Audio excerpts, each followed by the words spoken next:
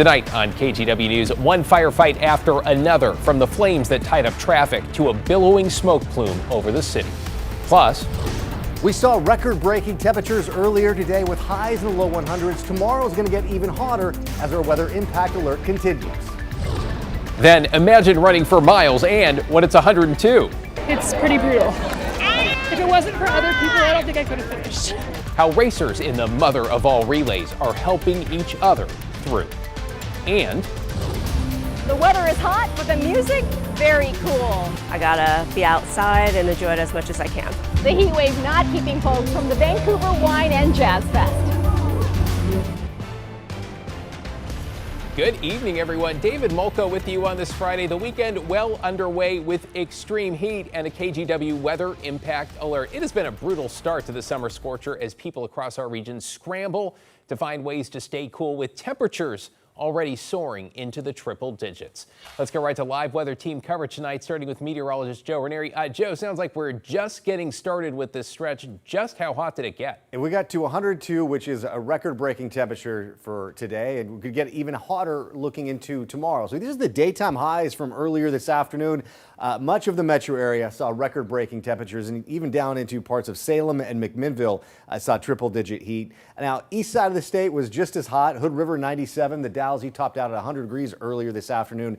Go walk out there right now. It's 77 degrees, and our temperatures won't be dropping much. Maybe another 7 to 8 degrees is what I'm forecasting for your overnight low. So weather impact alert tonight and into all of the weekend and the early part of next week as well. But this isn't just a 1 or 2 day heat wave. This is going to be sticking around the early part of the week. By Tuesday, we'll still see our temperatures in the mid 90s, but gradually cooling off by late next week. So through the valley, the gorge, and the east side of the state, you'll be seeing those the potential for some record-breaking temperatures. And if you walk out there late tomorrow morning, it's not going to be feeling all that bad. But once you get into the lunch hour, 1 o'clock, it's going to be feeling like temperatures right around 100 degrees. So not a big difference between the heat index and the air temperature tomorrow. But I am forecasting a high tomorrow of 103. With that said, David, we could be anywhere from 101 to 104, maybe 105 in a few locations. That tells you just how strong this ridge of high pressure is. By Sunday, 99 degrees, but there's a good chance some of us are still ending the day on Sunday with triple-digit heat. Because of this heat, this extreme heat, we are going to be under an extreme heat warning all weekend and until Tuesday morning. There's also a heat advisory that's in place. That's the orange color. Regardless, make your outdoor plans accordingly because it's going to be too hot to be outside by the early part of tomorrow afternoon. Yeah, it sounds like it's going to be brutal, and as you said, we are just getting started. Thanks, Joe. Well, Multnomah County has declared a state of emergency through Monday morning. That means cooling shelters are now open. St. Stephen's in Southwest Portland is one of those that is staying open all night tonight and at least through the day tomorrow. Many organizations are also out and about, including Blanchet House, which set up a misting tent downtown and handed out lots of water. But it's really important to get that water on you and cool, to have a place to cool down and drink water. When you get such drastic temperatures from the night to the day, it does take a lot out of you, and this is such a great reprieve to have.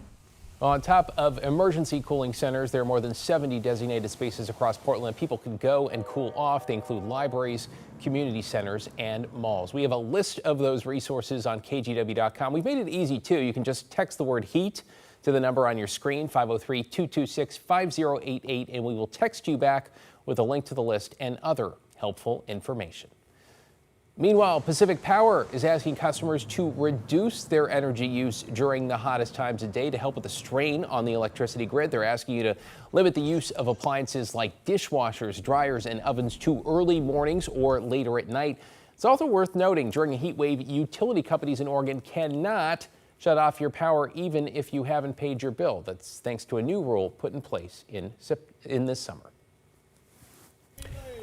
From the mother of all relays to Vancouver's Wine and Jazz Fest. Well, most big door events have gone on as planned, though, with some changes to help people cope with the extreme heat. Catherine Cook's live along the Hood to Coast route in Northwest Portland. Catherine, sounds like it's still feeling warm out there tonight. David, even 25 degrees cooler than it was earlier. It is quite warm on this late evening.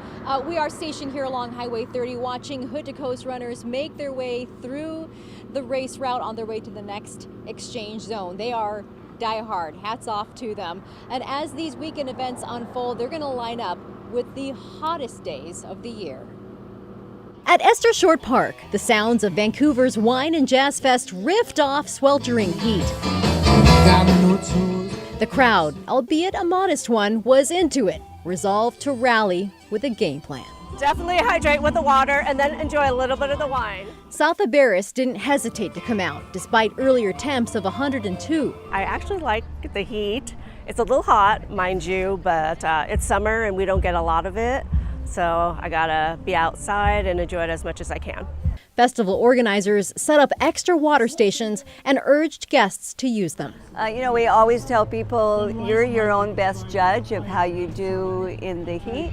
Trying not to dance too much because we tend to be dancers. From dancing in the grass to a slightly more physical endeavor. 3, 2, 1, away they go! From the top of Mount Hood en route to Seaside, there was this hot mess in the middle. 19,000 Hood to Coast runners pressed on. It's a hot one. Can't believe these guys are running.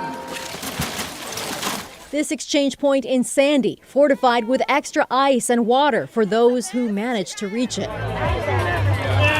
It's pretty brutal. But everybody's been really kind, like sprinklers and waters, and if it wasn't for other people, I don't think I could have finished.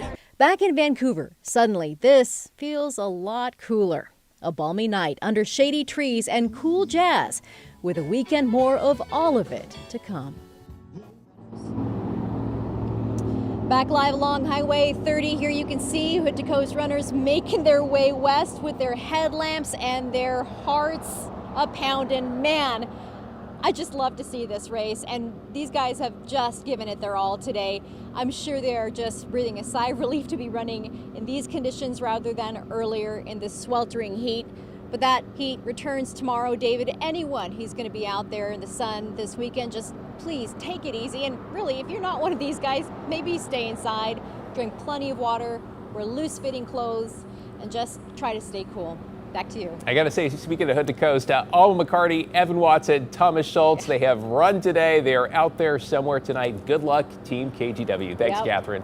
Hey, stick with KGW throughout the weekend for updates on the extreme heat and our weather impact alert.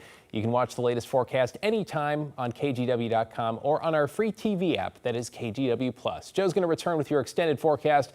There's a lot of red on that 7-day, I've got to warn you, in about 9 minutes.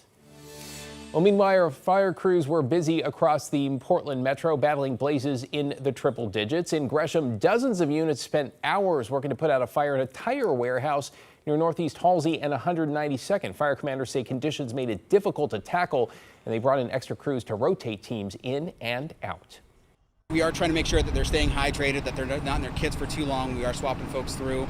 And we just want to make sure that safety is the number one priority while we're combating this fire. We want to make sure that our firefighters are safe in there as well. Some firefighters are still at that scene monitoring for hot spots. Investigators are also looking into a cause.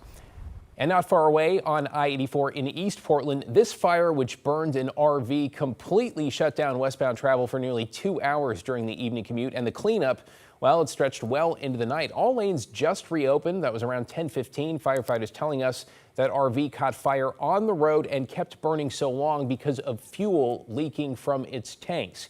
Crews also had trouble getting enough water on the flames. The first 3 engines, they say, emptied their tanks, but they needed more, so one crew had to run back and forth with water. KGW viewer sending us this photo of the burned out RV. Wow. When traffic was finally allowed by, no word on what sparked this blaze, and again, no word if anyone was hurt. All right, there is one more fire to tell you about. I know there's a lot going on, right? This one in Cedar Mill, which destroyed part of a home around 4:30 this afternoon. Video from a neighbor shows intense flames pouring out of the garage on Northwest Potters Court. Firefighters say there were reports of ammunition being kept inside the house, and neighbors say they could hear explosions. An investigator is now looking into the cause of this one as well. To get you caught up on tonight's other headlines now, Evergreen Public Schools is delaying the start of the school year by a week after support staff voted to strike. District leaders say the delay gives them more time to negotiate with the union, which represents paraeducators, bus drivers, and others. The union president telling us she apologizes for the uncertainty for parents and hopes they can reach a deal in the next mediation session on Monday. I'm hoping we can reach an agreement. We really want to go back to work, but we can't do that without a fair contract. Regardless of the outcome on Monday, school is now scheduled to start on September 2nd. In Washington County, authorities are looking for a man who was just convicted of kidnapping a young child. They say 27-year-old Over Ochoa Lopez failed to return to court during his trial. Authorities say in 2023, Ochoa Lopez approached a child outside a Beaverton apartment and took her inside his unit. That child later escaped on her own. A bench warrant has now been issued for his arrest. And road work will have part of Southwest 4th Avenue in downtown Portland closed throughout the weekend. Crews will be repaving the street between Taylor and Alder. This closure starts at midnight with the road scheduled to reopen by 5 on Monday morning. New concrete traffic separators are also, by the way, going in on that stretch. New at 11, a judge has ruled the Trump administration cannot cut off funding to sanctuary cities like Portland. This decision extends a preliminary injunction. The administration has threatened to withdraw federal funds from cities and counties that limit how much local law enforcement help federal immigration efforts. Just last week, the U.S. Attorney General sent a letter to sanctuary jurisdictions saying their policies were obstructing a federal crackdown on immigration. Portland and state leaders have said they stand behind the policies. Meanwhile, the federal government agreed today to pay Intel $9 billion for an ownership stake in the company. If approved, it would mark one of the largest government interventions in a U.S. company since the auto buyout of 2008. Remember that? Here's some of what President Trump said earlier. They've had some bad management over the years, and they got lost.